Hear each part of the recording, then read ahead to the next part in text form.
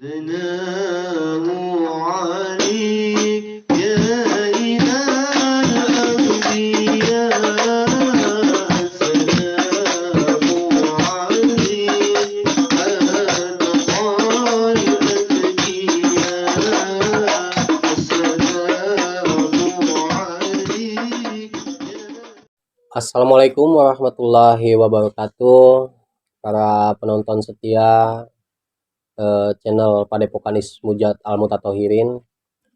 Selamat malam, semoga rekan-rekan saudara sekalian masih tetap sehat, masih tetap diberikan kebahagiaan, dan masih tetap beribadah pada Allah Subhanahu wa Ta'ala. Oke, pada kesempatan kali ini kami akan mencoba menggali, menguak sebuah cerita di salah satu daerah, tepatnya di Tasik.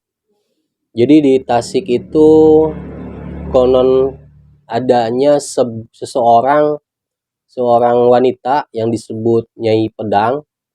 Nah, beliau itu pada masa hidupnya adalah seorang jawara di daerahnya, dan beliau mengadakan sebuah sayembara bila mana siapa yang mampu mencabut pedang yang beliau tancapkan, beliau akan mengaku kalah. Nah, untuk lanjutannya kita mencari sebuah keterangan. Kita akan coba untuk menghadirkan Nyai Pedang tersebut dengan proses mediumisasi. Mudah-mudahan beliau mau hadir kemari dan bisa menceritakan kisahnya itu. Untuk mempersingkat waktu, kita akan langsung ke proses mediumisasi. A'udzubillahi minasyaitonirrajim. Bismillahirrahmanirrahim. Asyhadu an la ilaha illallah wa asyhadu anna Muhammadar Rasulullah. Allahumma sholli ala sayyidina Muhammadin wa ala sayyidina. Assalamualaikum, Nyai Pedang. Silakan hadir.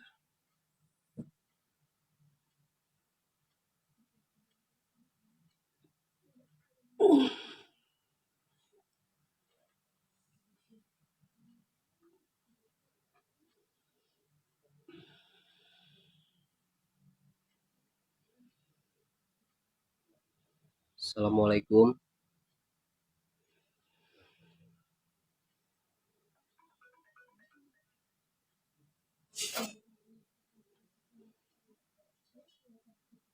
Sampurasun.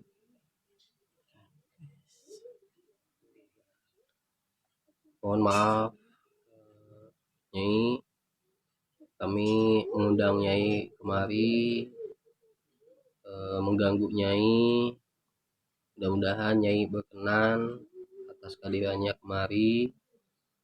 Kami ingin mencoba menggali informasi cerita dari perjalanan hidup Nyai mungkin. Jadi dari awal seperti apa sampai mungkin saat ini seperti apa. Boleh Nyai ceritakan?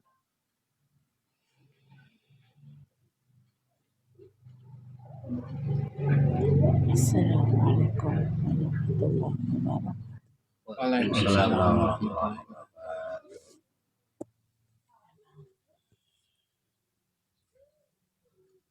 Saya sebagai seorang wanita yang memang di zaman dulu, di masa hidup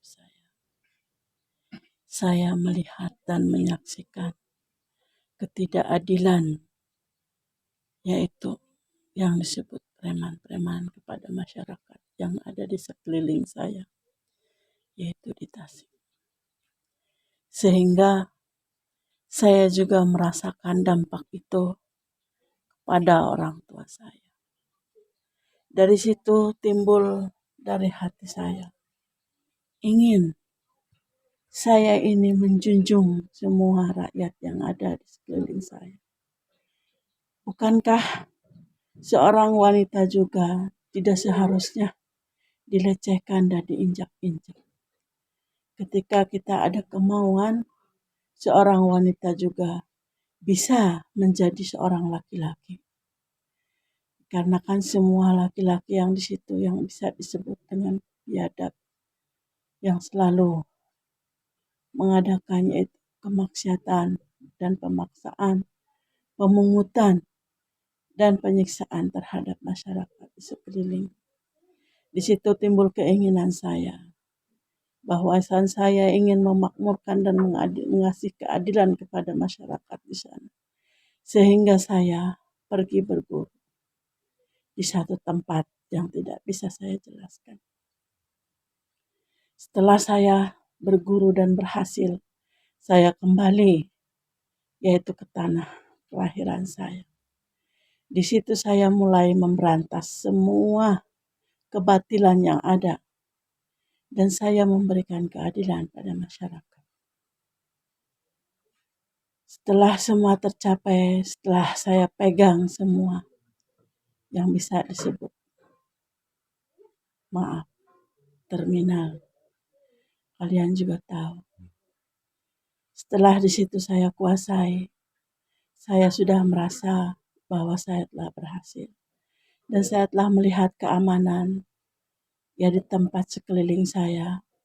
Melihat semua tersenyum, semuanya mendapatkan keadilan dari segi materi dan juga tidak mendapatkan yaitu pemaksaan dan pemungutan lagi. Ya akhirnya saya di situ menamakan diri sendiri, yaitu seorang Jawa. Tapi tahun berganti tahun, saya merasa lelah.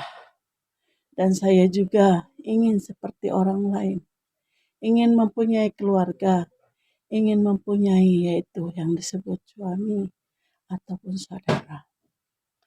Di situ saya mulai berpikir, apalah artinya ilmu segudang, apalah artinya yang disebut kekuatan segudang bisa mengalahkan semua orang-orang yang suka membatili orang-orang. Tapi kalau diri kitanya saja masih tersiksa dalam batinnya, betul apa enggak? Nah, di situ jalan cerita saya mulai. Saya ingin kembali kepada masyarakat sebagai manusia biasa. Di situ mulailah tergerak hati saya.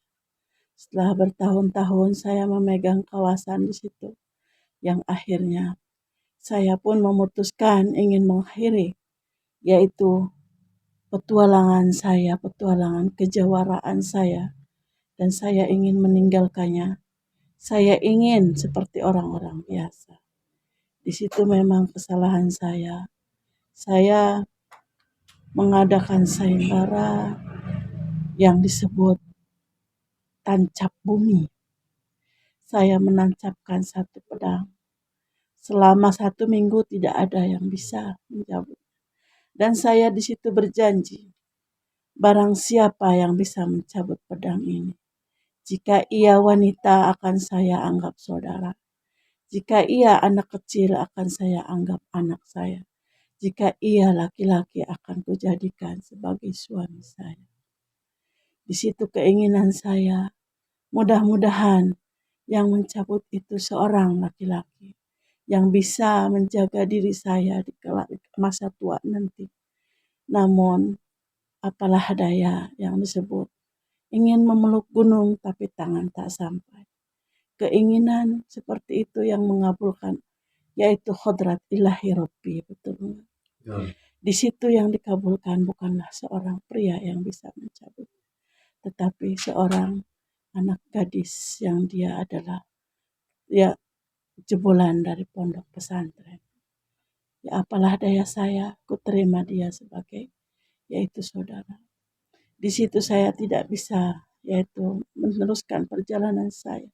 Ingin mempunyai keluarga kecil di situlah. Tidak ada lagi harapan karena memang kesalahan saya. Ilmu yang kudapatkan ada konsekuensinya. Konsekuensinya tidak perlu kujelaskan. Mungkin kalian juga tahu dari alur cerita ini. Jadi tidak usah kami jelaskan secara perinci. Nah, ketika itu saya telah bersedia melepaskan semua kekuasaan saya pada anak gadis itu. Dan kuserahkan pedang itu, namun dia tidak mau. Dia hanya ingin yaitu menghentikan apa yang disebut sayembara. Dia hanya ingin memenuhi apa yang diucapkan saya, yaitu ingin mengakhiri yaitu kejawaraan saya. Mungkin di situ yang disebutnya ilmu syaitan atau ilmu yang didapatkan dari yang namanya persekutuan. Dari situ saya berjalanlah mulai melangkah menata hidup saya sendirian. Saya ingin mendekatkan diri kepada Allah dan saya juga tidak punya guru yang akhirnya saya mengasingkan diri sendiri. Di situ setelah sampai di sana di suatu tempat saya mengabdikan diri dan saya ingin yaitu menunggu ajal saya di situ tanpa ada yaitu yang disebutkan yaitu merepotkan orang lain. Dan akhirnya ketika ajal pun tiba, alhamdulillah walaupun saya memang jasadnya ada dan urus oleh semua orang, tapi saya tidak bisa yaitu pergi menghadap kepada ilahi. Di situ saya hanya bisa diam di dua arah. Yang akhirnya sampai sekarang tidak ada yang bisa mengeluarkan saya dari situ. Saya sekarang yang disebut menjadi yaitu penguasa setengahnya Gunung Galunggung. Memang belum ada yang tahu, memang belum ada yang bisa membuka kisah saya, terkecuali orang-orang setempat saya. Mungkin di Nusantara atau di belahan bumi ini tidak ada yang tahu siapa saya, apa alasannya. Tapi kalau orang-orang di sekeliling saya, di tempat saya, itu semua orang udah pada tahu. Dan saya minta maaf. Dan saya juga mau bertanya, kenapa kalian menghadirkan saya? Dan kenapa kalian ingin mengungkap yaitu kisah saya, seorang wanita yang memang ingin mengasih keadilan pada masyarakat. Mohon maaf Mbak, ini izin menjawab. Kami mencoba untuk menghadirkan Nyai kemari ingin mengambil kisah Nyai sebagai pembelajaran untuk kami agar tidak mengikuti hal yang kurang baiknya, dan juga mudah-mudahan bukan hanya untuk kami aja, masyarakat luas, masyarakat lain pun bisa mengambil hikmah dari kisah yang Nyai ceritakan. Mudah-mudahan niat kami ini Nyai juga berkenan dan juga diridhoi sama Allah. Dan satu hal saya ngasih yaitu sama kalian titip, janganlah kalian itu bertempur dan janganlah kalian itu mencari ilmu hanya karena keinginan nafsunya sendiri. Walaupun itu niat kita baik, ingin mengasih, ya seperti saya, mengasih keadilan pada masyarakat sekitar. Tapi ingatlah, kita harus melihat ilmu apa yang kita ambil, ilmu apa yang kita perjuangkan. Jangan sampai ketika kita mengambil sebuah ilmu, itu ada konsekuensinya. Dan kenapa saya bilang begitu? Karena kita manusia, terkadang kita menginginkan sesuatu dengan nafsu, tapi terkadang juga setelah terjadinya kita juga akan menyesal karena kita ingin kehidupan yang sama layak seperti manusia biasa. Di situ agar kalian tidak bisa ya, disebutkan tidak harus menyesal ketika menimba ilmu, maka janganlah kalian menuruti apa atau membawa jejak kalian kepada jejak saya. Kalian haruslah mencari ilmu itu dari yang terang benderang, bukannya yang instan. Tapi kalian harus ingat kepada Maha Pencipta kita. Disitulah kalian harus meminta. Jangan sampai seperti saya. Saya ingin merubah nasib semua orang, tapi saya juga yang kena. Karena saya mengambil dari ilmu itu dari sebuah nafsu. Begitu. Maaf Nyai, kalau boleh bertanya, pada saat itu Nyai berguru untuk mencari keilmuannya itu dari mana itu? Dari Saya tidak bisa menjelaskan di mana saya mencari ilmu itu. Yang penting memang saya sudah hampir 8 tahun saya meninggal dan mungkin tidak ada yang tahu di luar daerah saya. Mungkin kalian mengangkat kisah saya ini. Mungkin ini awal permulaan dan satu-satunya yaitu orang yang mau tahu siapa saya sebenarnya. Tapi kalau di lingkungan saya semua orang pada tahu. Tapi itu juga tidak tahu nama saya yang aslinya Pedang. Saya mendatangkan nama aslinya Pedang hanya ke satu majelis yang disebut yaitu Majelis Al-Mutatahhirin. Yang dipimpinnya itu yang diasuh oleh Abdul Fahad. Dia seorang laki-laki yang telah memberikan saya berbunga-bunga dan saya diakui seorang wanita. Maka dari itu saya mohon maaf. Cukup sampai di sini penjelasan saya. Itu. Baik, Mbak. Terima kasih sebelumnya Nyai udah mau berkenan kemari. Mudah-mudahan ujangan-ujangan yang tadi Nyai sampaikan bisa menjadikan sebuah pelajaran untuk kami dan untuk masyarakat luas. Dan mungkin ingin menanya satu lagi Nyai terkait situasi keadaan wilayah Nyai yang sekarang yaitu di Tasik. Sudah seperti apa terkait perubahan zaman dan sebagainya. Mungkin Nyai bisa menitipkan pesan Nyai khusus ke warga Tasik. Ya, sekarang kelihatannya sudah aman. Ketika saya yang dinamakan seorang wanita penganut ilmu yang disebut ilmu yaitu kanuragan juga bisa. Pokoknya ilmu itu aja tidak bisa saya terangkan. Ketika telah hilangnya saya dan yang telah mengademkannya yaitu seorang gadis belia yang jebolan dari pondok pesantren. Kelihatannya sih aman. Cuman saya ingin ngasih tahu atau saya ingin ngasih satu yaitu pesan pada semua orang. Kita itu jangan terlalu emosi untuk mencari ilmu. Sedangkan kita juga meninggalkan apa yang telah dikodratkan kepada kita. Yaitu kita sebagai umat muslim, umat Islam. Kita harus bersembah, bersujud, dan mengagungkan yaitu nama Allah. Ya, disitulah kita harus berbalik ke sana. Jangan sampai ada lagi kisah-kisah yang telah tiada dan jangan sampai ada yang mengikuti jejak saya. Kita harus bersujud kepada Allah. Kita yakin apapun yang terjadi di sekeliling kita mungkin itu teguran buat kita.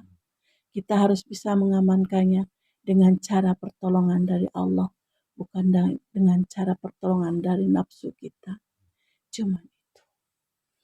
Ya memang sekarang di sekeliling yaitu terminal situ sudah agak mendingan. Dan mungkin kalau kalian tahu dan berkunjung ke sana, kalian bisa menanyakan kisah saya. Mungkin ada yang mau menjawab atau kan mungkin ada yang ketakutan. Itu. kenapa ketakutannya Barangkali bisa menjelaskan. Ya, karena ketakutannya di situ ada seorang wanita dan dia mempunyai ilmu yang tidak bisa dikalahkan sama siapapun, terkecuali yang mengalahkan adalah ilmu Allah juga. Walaupun ilmu itu ilmu syariat, tapi tetap yang dinamakan ilmu Allah tetap itu namanya ilmu Allah. Disitulah ketakutan mereka, karena mungkin ada satu sisi yang mereka merasa ketakutan, takut didatangin, takut gimana namanya juga manusia, banyak prasangka buruknya daripada prasangka baiknya. Begitu.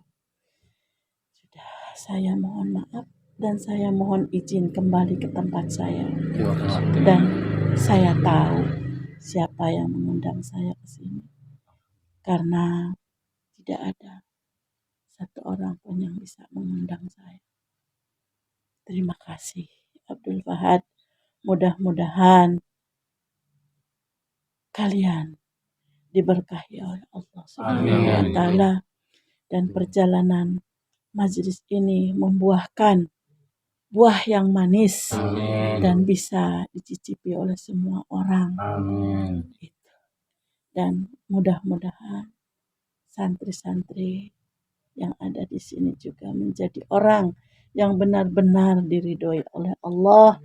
Dan mudah-mudahan dia menjalankan apa yang telah kamu kasih, yaitu patwah-patwahnya ataupun yang disebut ilmu-ilmu yang kamu telah kasih sama mereka dijalankan dengan benar dan sama, yaitu bisa anak buahnya juga mencari jati dirinya. Agar supaya tidak bisa salah jalan di situ. Ya, saya mohon maaf. Saya minta izin untuk kembali ke tempat saya. Assalamualaikum warahmatullahi wabarakatuh. Waalaikumsalam warahmatullahi wabarakatuh. Terima kasih kepada Nyai. Silakan kembali ke asal.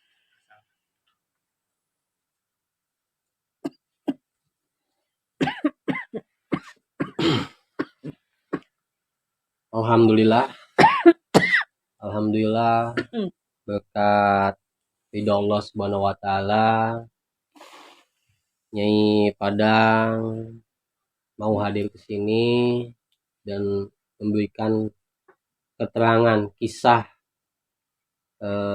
yang beliau alami ketika hidup. Sepintas dari cerita yang tadi, bahwasannya Nyai Pedang tersebut mencari sebuah ilmu untuk membantu masyarakat wilayah yang tadinya hilangnya keadilan, banyaknya maksiat dan sebagainya. Jadi Nyai Pedang berusaha untuk membalikan keadaan itu.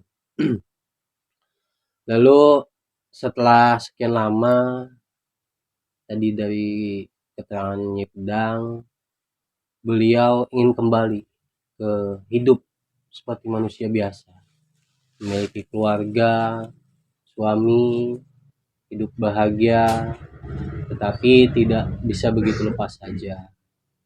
Akhirnya Nyai Pedang melakukan sebuah sayembara yang disebut tancap bumi.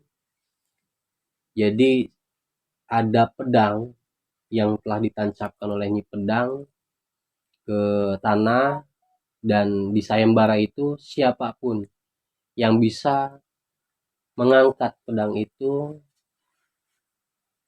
jika wanita akan dijadikan saudara, jika laki-laki akan dijadikan suami sesuai dengan impiannya, dan juga jika anak-anak akan diakui sebagai seorang anak beliau.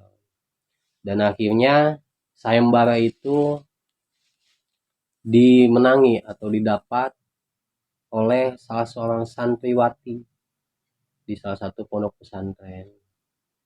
Nah, dari situ ya, tidak sesuai harapan. Jadi harapan Nyai Pedang tersebut adalah mendapatkan suami dan bisa berkeluarga, tetapi takdirullah berkata bahwasanya yang bisa mendapatkan sayembara itu adalah seorang santriwati. Dan akhirnya Nyai Pedang tadi berjalan hidup sebatang kara dan akhirnya tetap beribadah mendekatkan diri, dan akhirnya beliau meninggal di Gunung Galunggung, daerah Gunung Galunggung, dan beliau tersebut atas konsekuensi ilmu yang beliau cari, yang beliau dalami, bahwasanya beliau tidak bisa sesuai kodratnya kembali ke Allah. Ya, jadi pada saat itu Nyi Pedang atas ilmu yang beliau cari, itulah sebuah konsekuensi. Tetapi sebenarnya segalanya apapun itu mudah untuk Allah gitu. Cuman mungkin ada takdirullahnya. Jadi Allah maknanya Allah memberikan ridho Nyi Pedang itu hidup di dua alam. Salah satu maknanya mungkin untuk menjaga Gunung Galunggung tersebut. Intinya dari semua yang kita bahas dan di atas mediumisasi tersebut, kita jangan sampai mencari sebuah ilmu yang tidak baik. Yang tadi dikisahkan oleh Nyi Pedang, konsekuensinya lah seperti itu. Jadi tidak seperti manusia, seperti kita normal gitu. Ada konsekuensi yang didapat ketika kita mencari sesuatu. Nah, jadi boleh kita mencari ilmu asal ilmu yang benar-benar dari Allah. Ilmu yang diridhoi oleh Allah Subhanahu wa taala. Karena Allah Maha segalanya. Apapun bisa ketika Allah berkehendak. Mudah-mudahan penonton, saudara sekalian bisa mengambil makna dari apa yang kita jelaskan, yang kita lakukan sekarang. Dan bila mana ada kekurangan ataupun tutur bahasa, nama dan lain sebagainya yang tidak berkenan sesuai keinginan penonton, kami ucapkan banyak-banyak permohonan maaf. Semoga, dan juga jangan lupa untuk para penonton untuk bantu channel kami juga untuk subscribe, like, komen, dan share-nya. Mudah-mudahan yang tadi sesuai dengan harapan Nyi Pedang, ini adalah jalan untuk membuka kisah dari Nyi Pedang tersebut. Jadi untuk di wilayahnya sudah banyak yang tahu, tapi di wilayah yang lain, di luar wilayahnya belum banyak yang tahu. Mudah-mudahan ini jalannya. Akhirul kata, wabillahi taufiq wal hidayah. Wassalamualaikum warahmatullahi wabarakatuh. Allah